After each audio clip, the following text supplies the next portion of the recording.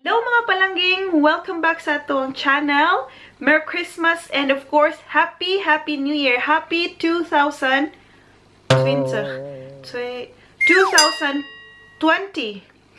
Yun yung tanan, sorry na Dutch na.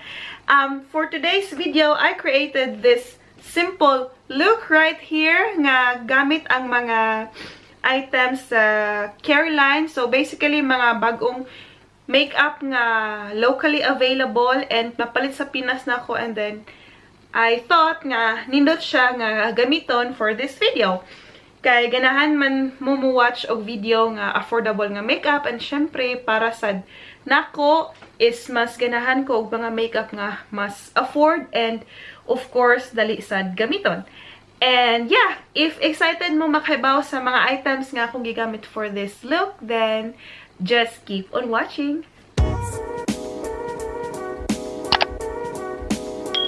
Yung wala tayo kilay pero na natay base ang akong gigamit nga foundation ako lang insert somewhere, and then of course ang concealer. First is mag-ano sa ako lip balm since very dry at the moment akong lips. So palangay akong ikat pataka lang ko di ko magkilay. First akong baton is ako sang iset ang ako ang foundation since naka-foundation ako and concealer. Before that is ato ang gamito ning kaning Careline nga ito gani jelly Careline jelly tint. So kani siya ako ang gamiton sa ako ang cheek. Usan ako set ako ang nawong kay, di ba pag mag-set ka tapos naka-powder na is kahit na siya i-blend. So, in ani na siya, nakabutang diri is 24 months before, 24 months pag usa siya ma-expire inig the day na gi-open mo siya. Nakita kong nai-rabbit diri, so that means nga cruelty free, which is nice. And ang shade ani is ready, set, go. So, ato siyang i-try. I guess, parihara ni siya og idea kung saan paggamit atong sa Everbelena. First na ko ibutang is duha lang siguro ka dot. And then, ako siyang i-blend.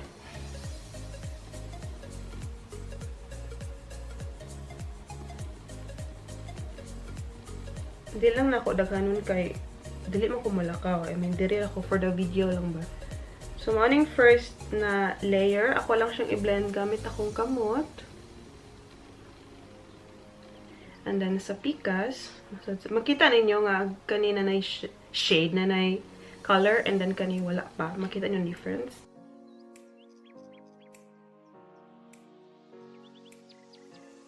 Ana is so proceed na ko sa ako ang ako siyang iset ako ang foundation, and then akong gamiton is kaning sa Maybelline nga clear smooth all-in-one powder.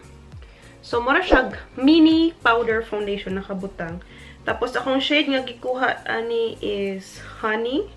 How the powder looks like, gamay ra siya mga palangging, as in gamay.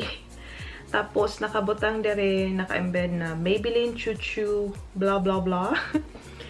And, nag-open ni mo is, ani ra siya. Wala siya sa amin. Ako nang i-set, so cute na mini sponge. Ako nang i-blend ako ang, i-blend. Ako ang i-set ako ang under eye. Oh, very nice. Kabalo mo mga palangging kaning Maybelline sa una. Kung kahinumdum mo katong green, bitaw nga yung powder. Naglisod yung kung afford ani sa una, kay mahalan ko sa 200 pesos. Kunya kaning igo-igo ratong sweldo, nya napadyutay ka ng gibuhi sa una, di jud ko ganahan mo gasto og mahal-mahal nga makeup. Ako ang pulbos sa una kung di ko mag Johnson's is naami suki sa una nga kanang naga-deal bitaw og Everbelena. So 1 month to pay ang 100 pesos nga 1 month to pay pa jud.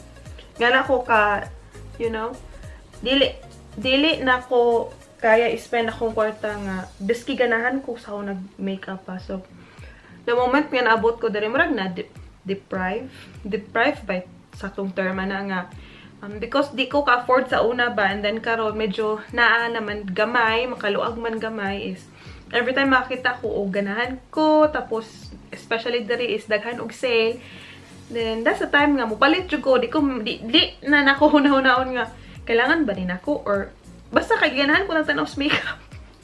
Sobra pa ang sponge kaniyang powder. Ganahan ko kay yellow ang undertone, which is perfect sa Pilipinas skin tone.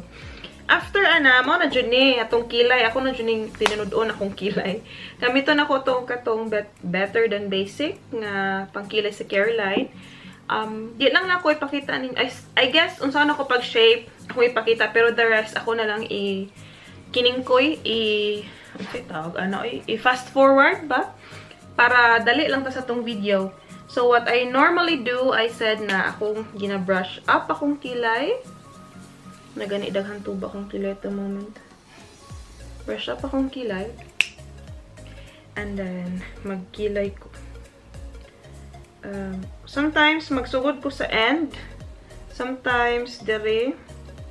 Di mo ko ni pareha tong kilay. So, yes. Fast forward na muna ako kay busy ko sa akong kilay. Ayos ako ni Sir Baha, okay? Okay, nakita niyo mga palanggeng na shape atong kilay. Compare ninyo diri sa isa nga walay shape.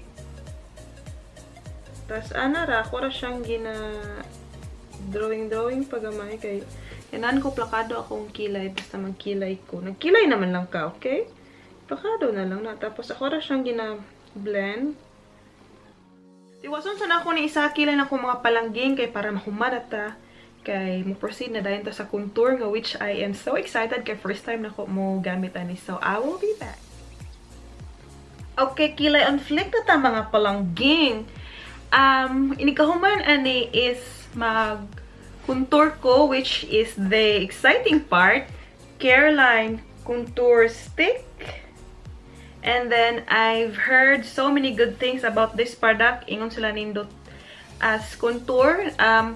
Dili ko fan og contour nga stick, but first time na ko magamit karon og contour stick. Ito sa ning iablihan.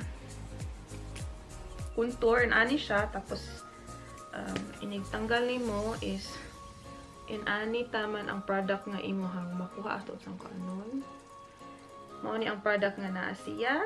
So what I normally do ug mag-contour, I always say what I normally do. I put in here. Gamay ra. Here. Sa ko ang Careline. Tapos sa ilong. And then, kanina lang sa dakong gamiton para sa ko ang eyeshadow. Kaya wala man tayo eyeshadow. Ang i-blend, akong gamiton nga pag-blend is kaning mini nga sponge na ano na ako na siya nahugasan. Naliguan ko na po silang lahat. For the video, para hindi naman madumi ang ating sponge. Tapos ako silang i-blend hinay-hinay.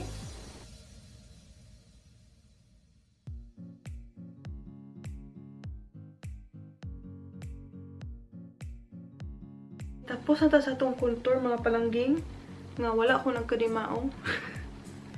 Pero so far, nag-create man siya og kanay for all this side is nag-create og kanang mag shadow, gamay, and also this one. Tapos, akong mata, ako rin po siyang gibutangan atong, kasi tawag na, contour stick. Tapos, dili man ko satisfied sa iyang nabutang daw, nag-create kahapon siya shadow. Ako siyang butangan aning tin para mas naatay color sa shadow gamay. Gamay ra good, gamay ra kayo.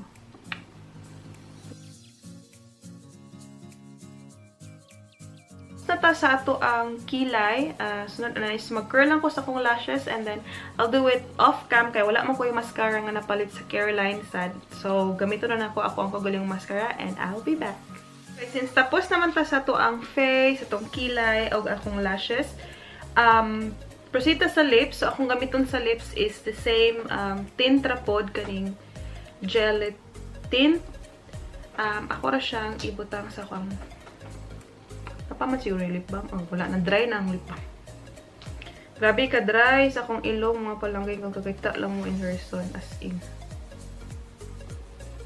Kung asa ka nagasigma ba, up to siya super dahil. I hope way mutanaw ani sa TV. Ala kung ba na mutanaw ani sa TV, makita ning mga ano niyo. Dry patches.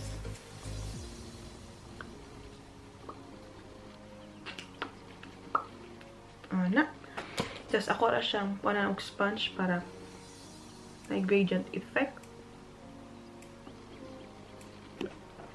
Okay, tapos na ta sa atong look mga palangi. Ako rang i-finalize akong buhok o ako ang siguro mag-accessories ta para na po i-chara to ang video.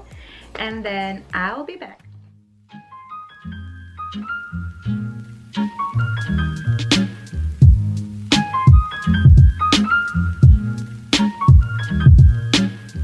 That's basically for today's video mga palangi. I'm happy with the result nga dili kinahanglan daghan ko gibutang kay I just have the cheek tint, the jelly cheek tint, the Careline contour stick, tapos katong powder nga sa Maybelline, and then pangkilay. So basically naaratay upat ka items nga atong gigamit for this video, and we've created this look.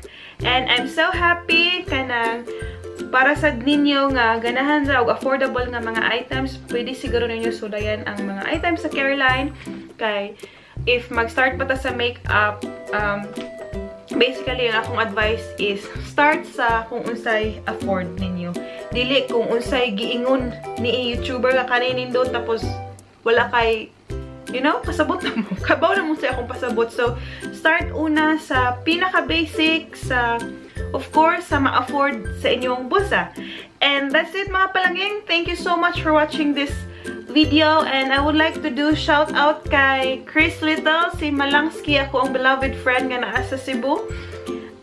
Kang Mary Ann Miranda, Mamang, I miss you so much! I miss you!